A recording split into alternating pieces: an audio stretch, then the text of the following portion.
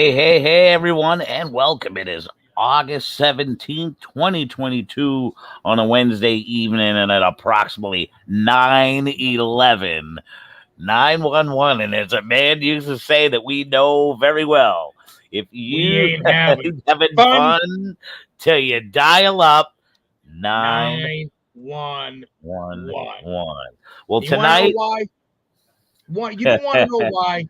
Because if you're Jason Rumble and I'm the Gazoo, then we talk sports. better than you.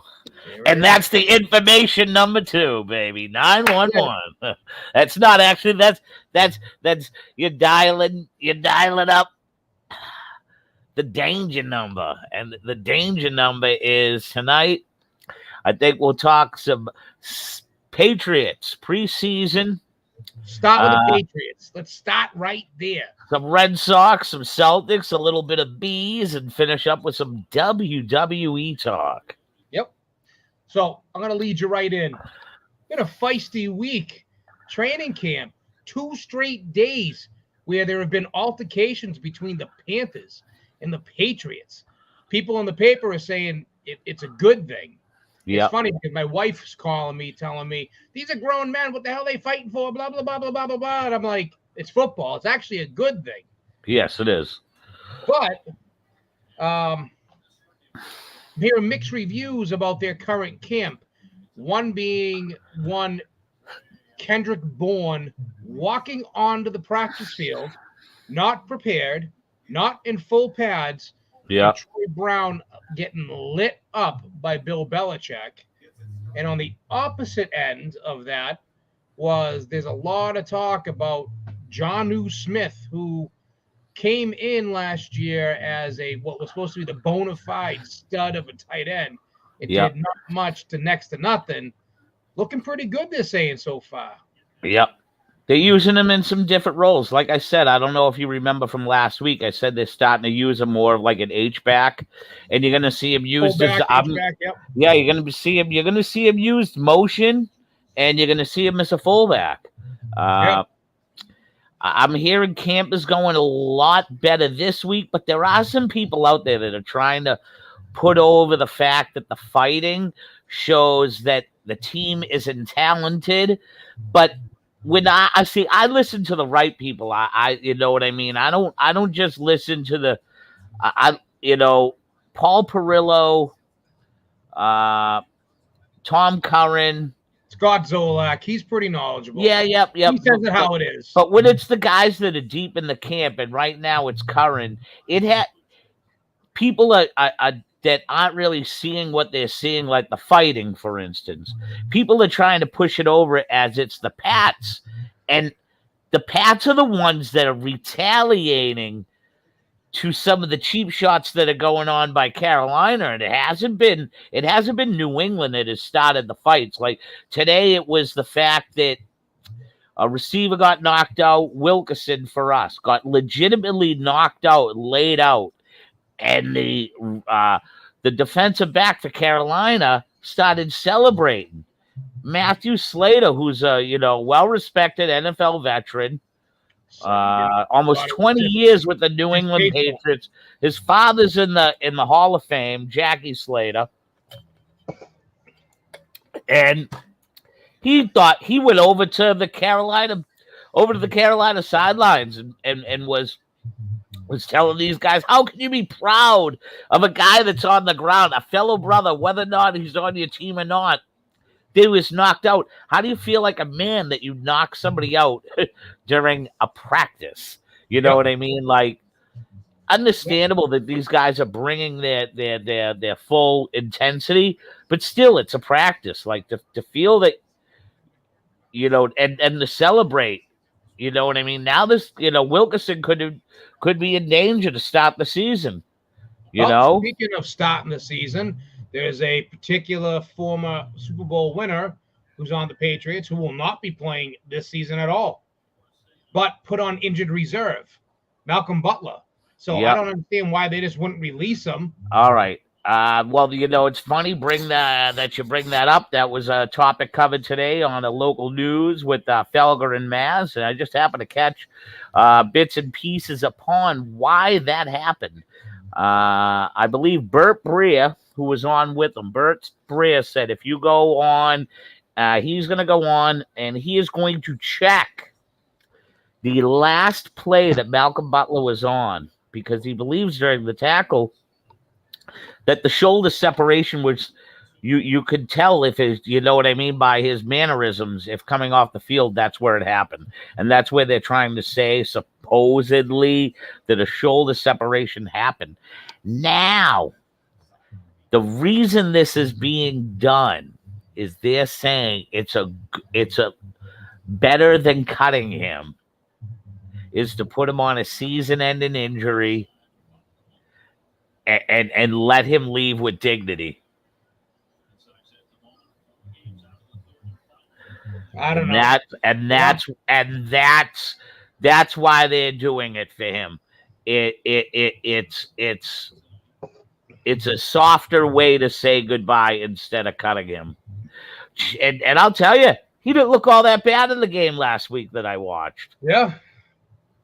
That's what I was thinking too. He was looking to be like the number three corner. The Jones, these two guys that the Patriots picked up in the draft, I hear are the right now. Well, Mills, shining in Jalen Mills or Mills, whatever his last name is. He's is ultimately going to be the quote unquote number one, and then one of these these two Jacksons. Jones, not Jackson. One of these Jones is supposed to be phenomenal, and the other one they're saying could be something too. So who knows? Both of them are shining right now. Right. Both of them are shining. And like I said, Nelson Aguilar, second year in the system, has been the talk of the camp this whole week. So, and Tyreek Hill, they're saying still looking good, although I guess he made a mistake today and Belichick wasn't happy about it. Tyreek Hill? We have Tyreek Hill? I mean, Tyquan Thornton. Sorry. Yes. I wish we had Tyreek Hill, buddy. Wrong AFC East team. Yeah, well, I've heard that Kansas City isn't too unhappy being rid of him. Yeah, well, they will be today because the kid who took their spot was carted off their field today during practice. Who? Took it off by you talking about Juju Smith-Schuster? Not Schuster. I would remember him. He was on the yes, I know that. Whoever they got that's in that slot this year, I don't believe it's Jeremy Maclin, but the kid that's been really good the past 2-3 years that they drafted that's been nipping up his heels. The reason why they felt that Tyreek was expendable, that dude today went down. If I had my phone or my tablet, I could tell you. You could simply Google Kansas City star receiver goes down in camp. And yeah, he went down. So a lot of people who drafted him 2 nights ago and he's supposed to be like a top flight receiver that people took in fantasy football. That's another thing I can tell. I'm not a fantasy guy. Really? But yes. Who the hell? If you have a smart device near you, look up and just hit Kansas City receiver gets hurt in camp. Looking right now.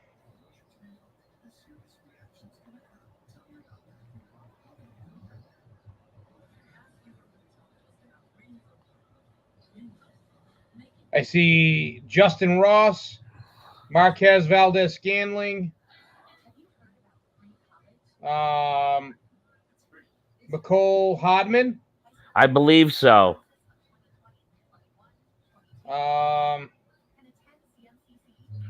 I know is around noontime today during Felger and Maz, breaking news came in, and they were talking about Mahomes, and they go, well.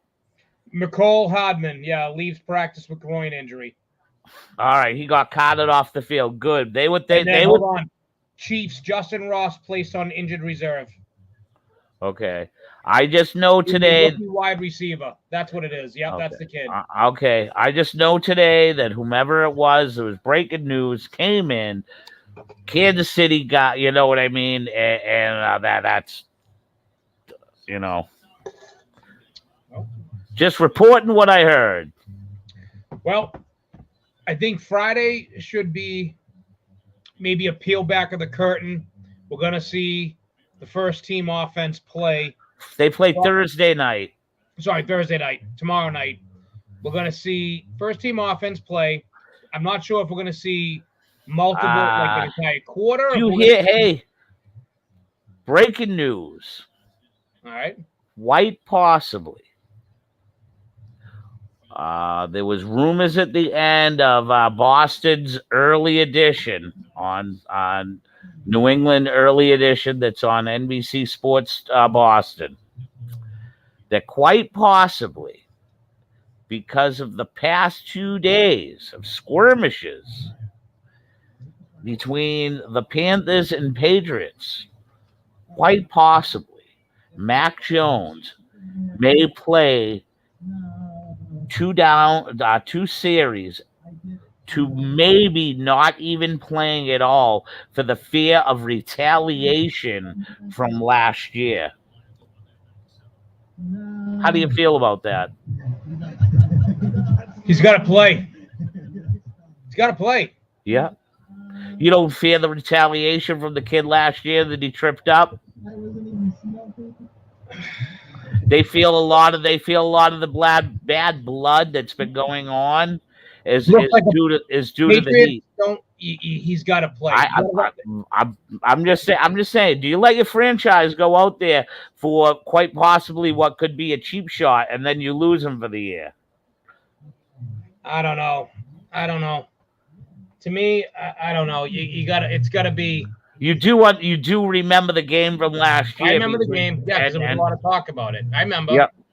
And they're saying that a lot of the transpiring heat that is quote unquote gone on in this 2-day joint practicing has to do with the situation, quite possibly for payback to Mac Jones. They would have gone after Mac Jones in the practices. Okay. They're not going to, it would have been done already. My opinion would have been done. Yeah, I think we see Mac Jones play as two couple. That's why I asked you a question. I'm going to say this. I believe Mac Jones plays. Yeah. But if they sense any type of shenanigans going on out there, I say that you take him off. Agreed. I'd agree. I agree 100%. So because there's people out there, hear me out. And I told you I have a buddy that I coach with that has gone very far, that has a lot of connections in the NFL and things like that are higher up. And from a few different people and sources that he has said to me, and not just by busting my balls, this is like legit talk, sitting man to man with me. The Patriots, inside brass coaching staff, things of that nature, didn't just draft the kid Zappy for nothing. There's a lot of people, scouts included, that when the year Mac Jones and those guys were drafted, he would have been a second round pick that year. Zappy comes from Western Kentucky. As you know, he passed for 62 touchdowns last year and led all of college football and a couple of other different statistics. Yeah. I'm not saying because numbers mean shit, but there are people that are very close to the inside that this is not, oh my God, this is Mac Jones' replacement, but this is a guy that could, this is a guy that if he goes in there and Mac goes down in this type of offense where you got a guy that's not afraid to run, this Zappy kid could ultimately, he could be somebody that tests Mac Mac Jones's game real for real. Well, let's wait and see what happens. Yeah. I mean, I can see the kid becoming the number 2 behind Mac. Yes. Well, he's going to be. Brian Hoyer is there to be an overrated offensive coach. Yeah, I agree. And then what was funny is so that book that Burt Brea wrote about the Patriots and Bill Belichick and the dynasty and the handing down. I believe it was written 6 years ago. In that book, a guy named Joe Judge is written in there that Burt Brea writes about. It's the Bill Belichick book, I believe it is. Yep. And at that time, Joe Judge was working with the offense. And Belichick talks very highly of Joe Judge being groomed for one day being an offensive coordinator in the NFL. Joe Judge is a former college quarterback. People don't understand that. Yeah, I know that. So, a lot of other people, and it's not just, let's put it this way. If there's 3 people in a room, one person believes my logic. And if you're a really good football coach, I believe you should learn all aspects of the ball, especially by the time you get up to the NFL. I think you should know it. You don't need to be a master of it, but I believe if you yearn to be a head coach someday or somebody that wants to be operational in football, I think it's not a bad thing that you know both sides of the ball, you know a little bit about the special teams aspect, because he who knows more obviously wins the game. And that's where I think it comes down to Bill Belichick to a certain extent, that over the 50 years he's been involved in professional football. I believe he knows the game, or I believe he knows the game from all sides of the ball. Not perfectly, but I believe out of not even a handful of coaches in the NFL do I feel confident to a certain extent that the Patriots are going to end up being all right by the end of the year. That's just, do I wish things could be better as far as like the coaching? Sure, I do. I do. I'm not going to lie. But am I comfortable with what Bill Belichick has in store? Knowing the Judge, although he was a one-hit wonder with the Giants and Patricia, it is what it is. Matty Patricia's another guy that before becoming a defensive coach, he worked on the offensive side of the ball with the New England Patriots. You know what I mean?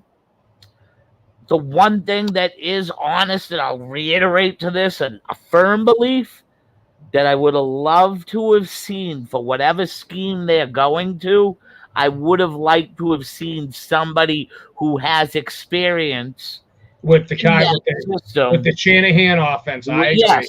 And be with those guys. Because I'm not going to lie, dude. Matt Patricia was a fucking rocket science. Worked with rockets that went to the freaking moon. Before he was an NFL coach, the guy had, like, as much as people want to pick on him and say he looks like a fat walrus, he built rockets, dude. You know what I'm saying? He built rockets. He's definitely got a fucking brain. And Joe Judge, to be to go the extent he went in college, because I believe he was a college quarterback at Brown. I'm not sure. He's also a smart guy. You got to learn a playbook. Yep. And there is a book out there that I believe it's Burt Brea's book that he wrote. And it's about Belichick or it's about the Patriots dynasty teams. It's one of them books. They talk about it. Belichick quotes on how he has a bright young assistant that's been working with the quarterbacks, working with the wide receivers named Joe Judge. And he pitched it, and it's in the words that he pitched him one day taking being an offensive coordinator in the NFL. So, like, as much as people want to say, "Well, listen, we're all uncomfortable. We don't. We all don't know what's going to happen once the Well, ball. we've touched upon this, and in the interest of time fairness, Yeah, I hear you. I want to. Obviously, we're on a crunch time here. Yeah. We've already touched upon this, so I think what we do is you and I talk off camera over the weekend and really come and dissect what we're finally going to see as the number one offense on the field for the couple of plays that they'll be on. Let's see what we get, and then I think next week we deep dive into what now is a more accurate vision of the Patriots offense. I'm going to be when installing something new. Let's be realistic. Like I said to you 3 weeks ago, I said to you 3 weeks ago, I know we can't something new with people who don't know. Yeah, exactly. That's why I'm in the firm belief that you don't know what we have until 2 to 3 games into the season. Screw the preseason. No. You don't know what you have until you have somebody. The only way you find out you know what you have is you needed to have somebody who ran the system before. Yeah. What I mean is by the team catching on, I don't believe that we ain't going to really, truly know. You got to have the offense in there for a whole game so they're feeling the tempo, how the game goes. No, you're right. I get it. Series don't get you crap, and that ain't reiterating on anything. That's just factual. Anytime you played sports, I played football to a good extent. I coach football. I am telling you, until that 11 plays a legit 4 quarters, 2 to 3 games with this new system, we ain't really gonna know honestly. We gotta move on what to it the next looks subject. like. What are we talking now, baby? All right, you're getting 7 minutes. We're gonna keep this to 7 minutes of the several minutes. Several minutes. We still have other things to touch on. Yeah, we do. The Red Sox right now are about to make it 5 out of their last 6 in the 9th. Bases loaded, 2 outs, 6-2. Okay, which brings them to 500, puts them 3.5 games out. I'm not saying that they're making first, but in any other time other than now, okay, any other city would be happy and grateful that they're talking about their team making it in to a tournament. That's just me. I know it's the Sox, and we're all like, no, we have the highest payroll, and when we go to Fenway Park, we spend $3,000 for a family of 5 to go to a Red Sox game, including tickets, and we should get a better product, and that I'll agree on. But in any other city who has a baseball team, to be at August 16th or August 17th with the team 3 games out of any playoff spot with after tonight 44 games to go would be happy as shit. You know why we're not happy here? I know. That's not last. They're not in last place. They're in the best division in the league. Where would they be in the Central? 2nd place. Where would they be in the West? 2nd place. Or 3rd place in the Central, 2nd place in the West. Yes, they're in last in the AL East. I understand that. I didn't say we're overtaking the Yankees.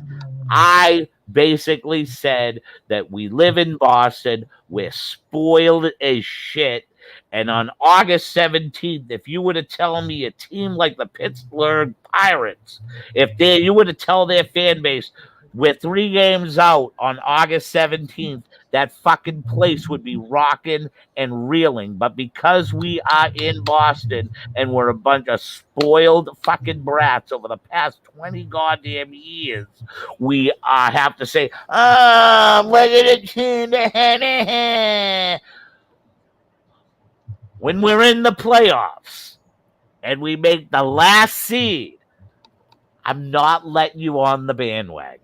I'm not going to be on the bandwagon. You will be. You'll be like, no, I'm not, hey, because they're not going to make it. Rich They're not going Hills, to make it. Dave, Walker's been real hot. Yep. Hold on. Shut up for a second. Walker's been hot. Walker's been hot. Mr. James Forbes is watching because Facebook user said Capelli finally has his hat on. So, Mr. James Forbes, if you are listening and watching, please tell me your opinion. Are the Red Sox going to fuck his opinion? I want his opinion. His opinion. He's how can you take an opinion of a guy that wears a fucking Yankees hat? No. Because he's wearing the hat of a team. All right. Who put that up there? Me. Hello, dum-dum. That's right. You're a dum-dum.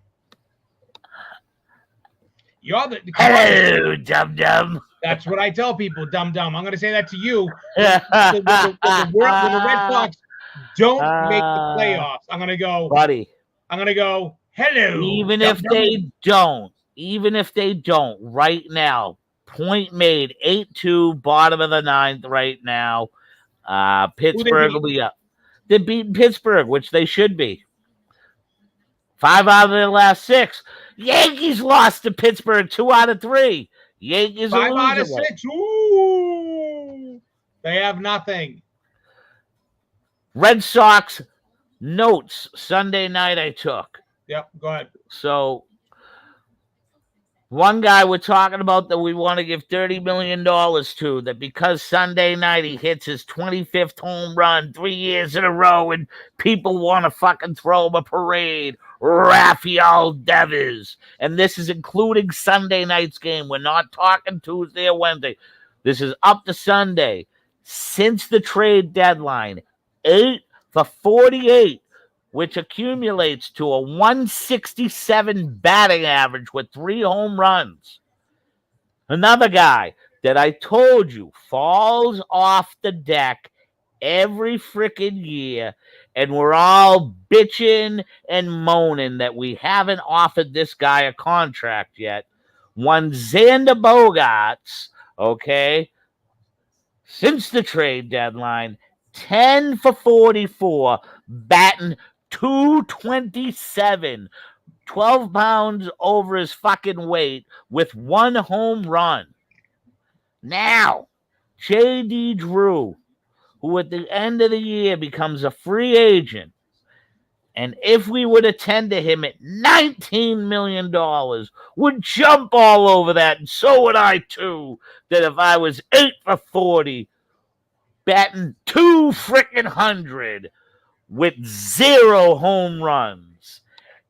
And this, along with the fact that in the month of July, they played the whole month with the Worcester Woo Sox as their lineup, is a huge reason on why they are where they are.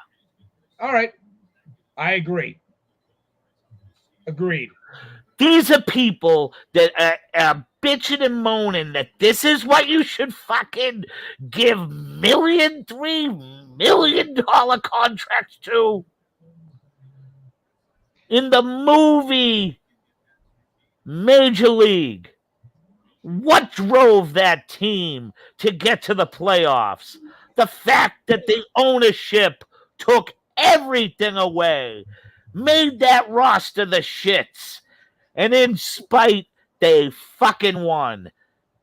Maybe Alex Cora should take and put in a movie night for these guys like Major League. Let each and every one of these bozos watch that movie and maybe in spite fire themselves up to go out there in spite of John Henry, in spite of Heim Loom, or Bloom Schloom, Comes the promo. and the rest of these freaking moronic front office Boston Red Sox bozos, and put your money where your mouth is. That's not being said. All right. That's LeBron James-esque. That's one of the reasons why I do not listen. Love LeBron, but I do not like. Listen, I do not like him for the simple, or to a certain extent, the respect factor, the give up factor, and I believe that's what the Red Sox, the three Red Sox that I read off, gave up. Pouted and went, all right. You made your point. And you got sissy pink hats out there saying the same thing. You are every one of you guys are $1 million players. Go out there, do your freaking job, all right, and put it in the face of the man. Then let's go on to this. Once again, it is still being talked about. Do the Boston Celtics trade for Kevin Durant? It is still on the front burner of the Boston Celtics. There is more and more being talked about. It is definitively a 50-50 split, I think, when it comes pro Brown or pro Durant.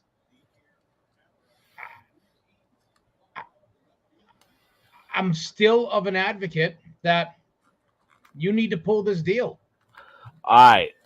So. And the rumor that came out today is false, by the way.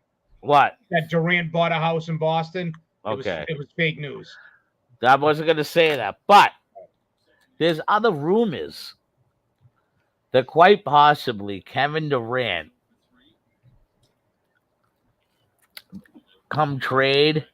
If he really becomes a pain in the ass, wouldn't it be really fucked up if that team has Jaylen Brown, Marcus Smart, Kevin Durant, and Jason Tatum, and there's like a lot of the other dudes end up going to Brooklyn?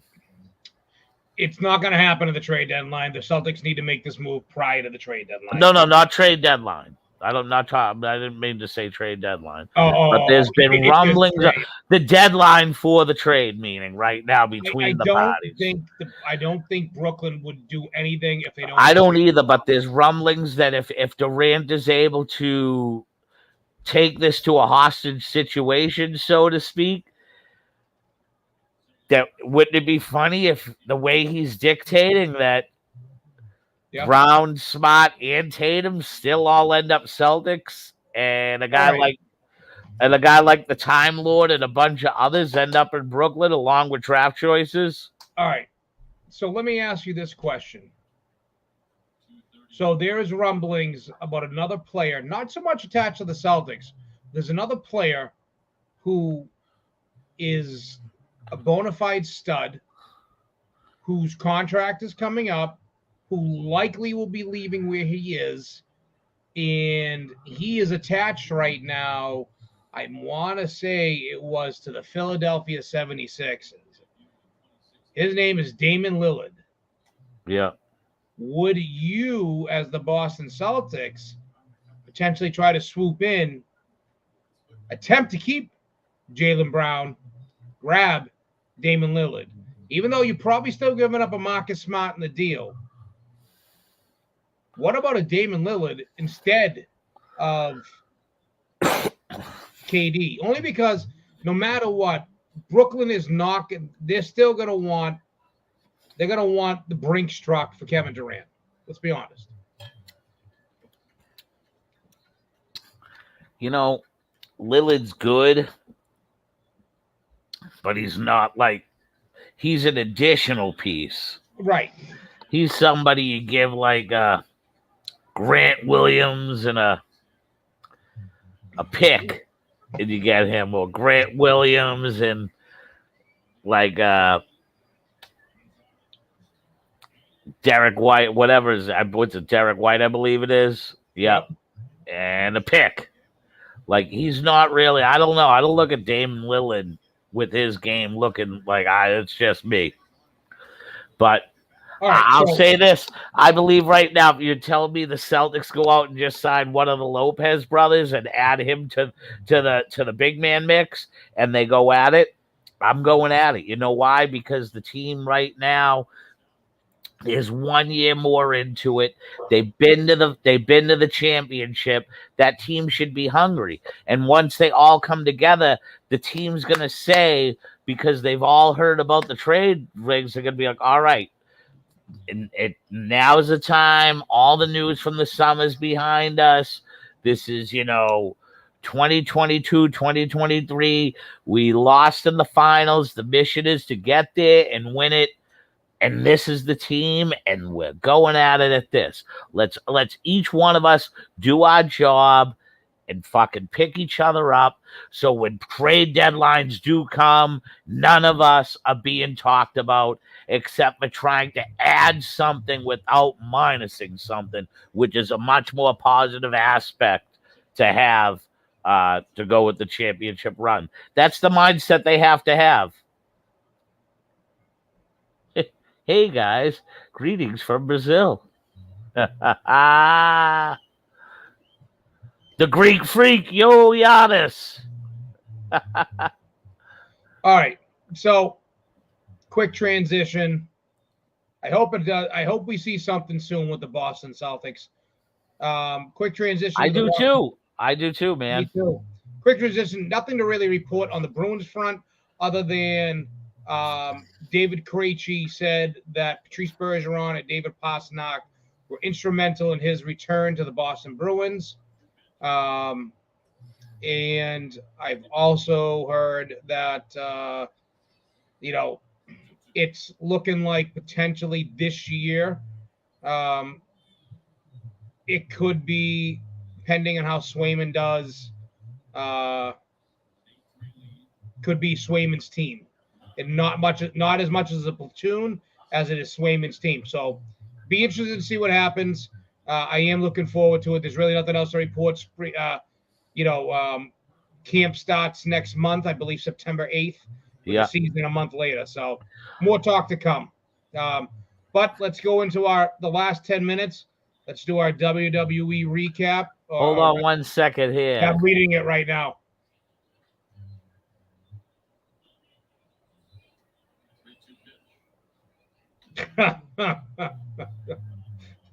So, anyways, I just want to say something quick about the Boston Bruins, and then we'll get. Yeah, go ahead. I want to give a shout out to Jeremy Swayman. It's awesome to see that he was up here practicing with the University of Maine and not forgetting where he came from. So, a shout out to Jeremy Swayman, the Maine Black Bear, University of Maine Black Bears, really appreciative, and the fans of the Black Bears are very appreciative to see that he's given back to where he came from. Yes, yep. The sexy boy, Shawn Michaels. Do we ever see Shawn Michaels? How about this, pal? Let's just say this. I want to touch on something. That's a good question. You know why? Seth Rollins said that his dream match is Shawn Michaels. I don't think we'd ever see it, though. Not now. Ooh. I don't. It's hard to see Shawn come back with no hair. Okay? Yeah. And Dan Bellevue, yes, we never said Shawn Michaels was wrestling again. Yeah. But if you were to tell me if any one of the older wrestlers that could still go, I believe, with Dan. All right, just keep going. Dan, keep going. Come on now. He's growing 6 pieces. It looks like fucking yarn. Okay? So, if you were to tell me out of that WWE roster, one of the older guys that could go, legit go with one of the younger guys. If you gave Shawn Michaels 3 months, I believe, maybe 4, and you draw the whole angle out before he has to really get into the ring to perform one-on-one, I think Shawn Michaels could go. I think Shawn Michaels could go a good 30 minutes with Seth Rollins, and he would light shit up. Because Shawn Michaels at what is he, 53, 54, is in way better shape than a Ric Flair at between 53 and 55. Way better. Shawn Michaels is still in extraordinary shape.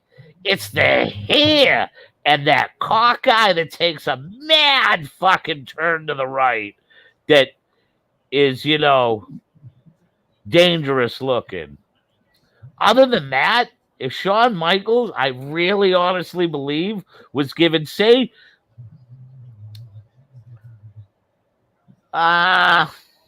he's challenged and he ends up just to be in, and you need him for the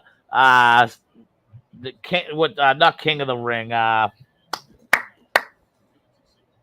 having a mind fart. The Royal Rumble it is, right? Yep. Okay. So say if Shawn Michaels went out, did the Royal Rumble, got into a fucking angle, because all he would have to do in a Royal Rumble is go out there and get eliminated. Maybe something happened. You're talking 3 to 5 minutes. And then from there, build an angle to go to WrestleMania, 3 months. I think Shawn Michaels could go with whomever, especially a Seth Rollins. I think Shawn Michaels could go with AJ Styles for 30 minutes. No way. Yep. Not now. No. Yep. Dude, he's been out of the ring too long.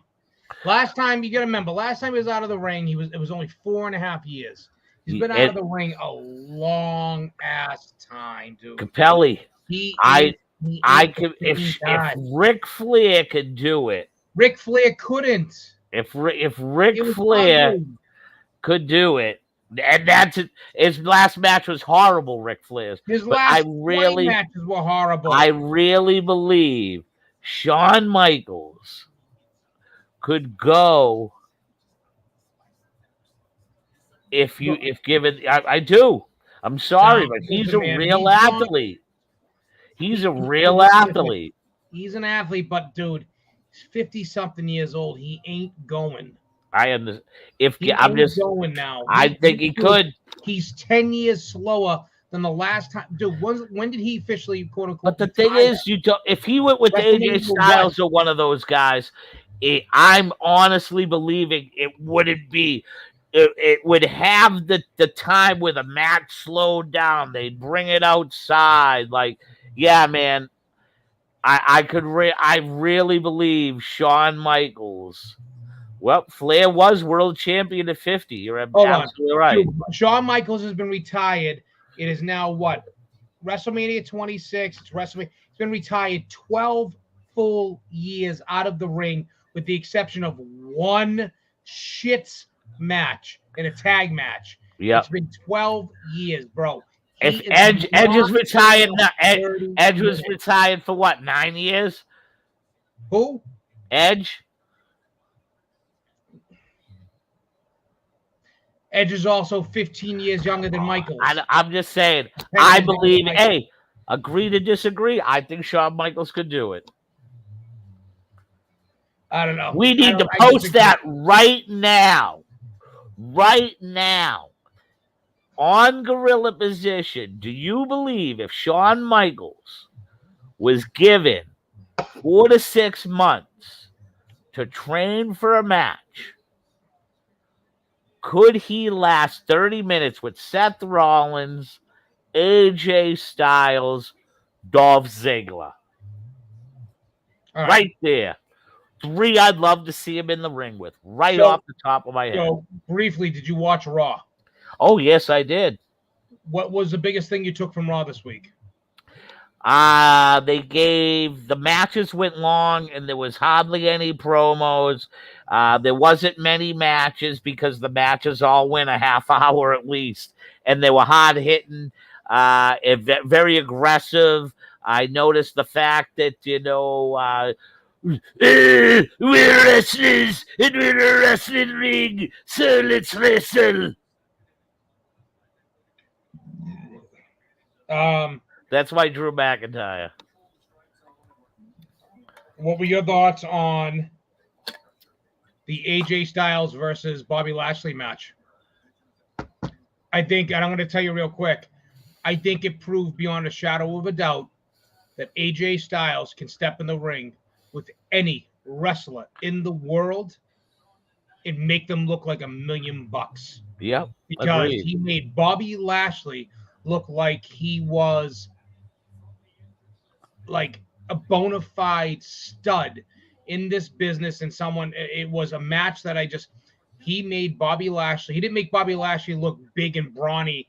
He made Bobby Lashley. Do you know the only thing I didn't like that I'll take away from the match? I didn't like the corner spots where he gets thrown and you can clearly see him hitting the top of the post. I've really never liked that, even when Billy Gunn used to do it. Oh yeah, to me, everyone knows it. So. I know. To me, it looks really, really corny, really fake. Dan Bellevue, I will say this, and I'll agree right here that HBK has the performance to get ready. Yes, I believe that. So we'll bury the HBK. We're talking Monday Night Raw.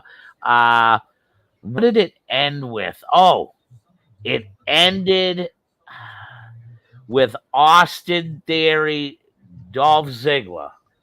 Your takes, I know you're not a Theory fan. I think there was some people out there that thought they were just going to bury the Theory angle altogether and erase Money in the Bank. What were your thoughts of ending that? The last 26 minutes of that show was Austin Theory. Well, it was Dolph Ziggler too. Yes. Where are they going with different? It was something different. It wasn't to be expected. Yep. Hold on one second. Yeah.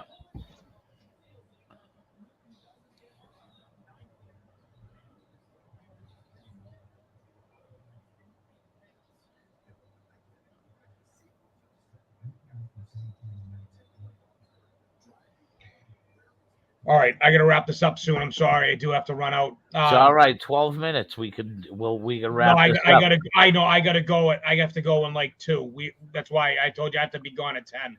I have to go pick somebody up. It was different. It was good.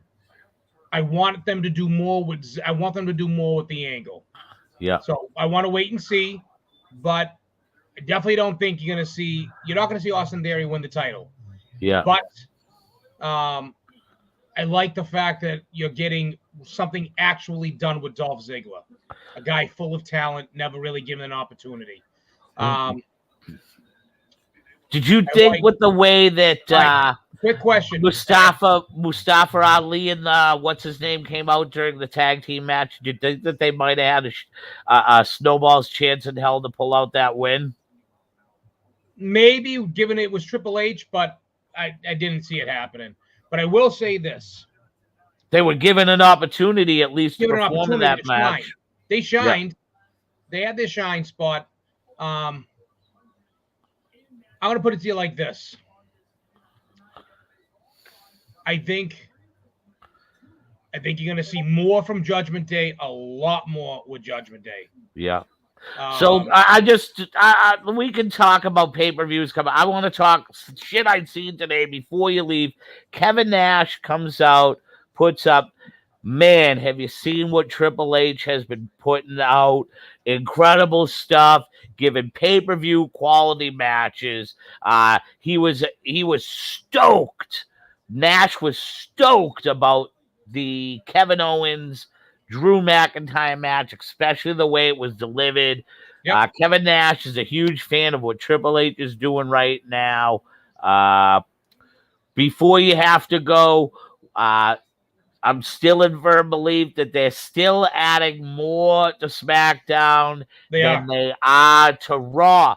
But to end what I want to say, I don't know if you noticed, but I'm sick and tired of all these people saying that USA is mad about a world title, this, that, or the other. They are not, because if you listen to what Corey Graves said on the USA Network about the United States I was just going Championship, to say, Jay, what title the is named after the network? You got the and USA Corey Graves, if you go back and rewind, Corey Graves said the crown jewel of Monday Night Raw, the Yes. crown jewel championship, or like put it over as the marquee. Oh, he said the marquee championship of Monday Night Raw, the United States title. So you hear me enough out real with the quick. fact of the world Yep. championship I'm gonna anymore. end it on needs this. to be laid to rest. Yeah, I'm going to end this on this. What you're going to see is the Intercontinental title is going to be the marquee title of SmackDown. The U.S. title is going to be the marquee title of Raw. Instead of having television championships, that's how they're going to bring those two titles of prominence. And that the World Championships, which would be the U.S., the WWE, the ladies, and tag, you'll see that moved around. Anyways, I'm going to end this on this because I do got to fly. I agree with that right there. Lashley right. treating the yes, exactly. And I'm going to end it on this. Bray Wyatt is this close to returning to WWE television, potentially as soon as either this Friday or next Monday. It is in talks. He is this close. And that's where I'm ending it. Will he return as Bray Wyatt or The Fiend? Or will he return as Wyndham Rotunda with his brother? No, he returns as Bray Wyatt. And he returns as Bray Wyatt. And I'm going to tell you the way they're doing it. He returns with the Mick Foley eventual type gimmick where he has 3 personalities. He has the Eater of Worlds, the Funhouse guy, and the Fiend. I've been saying it for 2 years.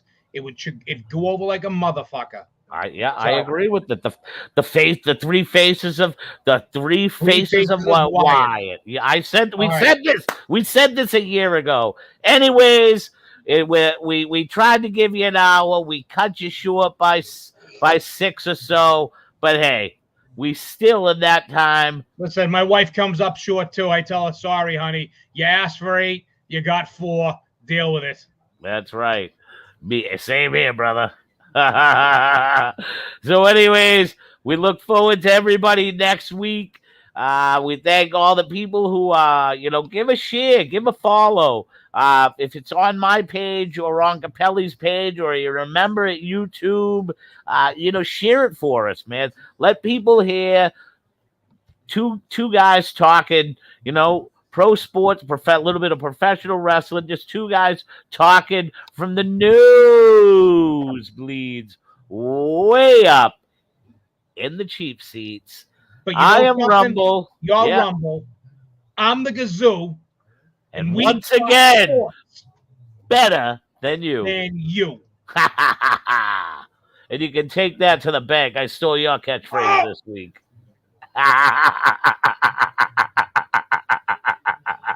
Next week, I'm stealing yours. Later, everyone.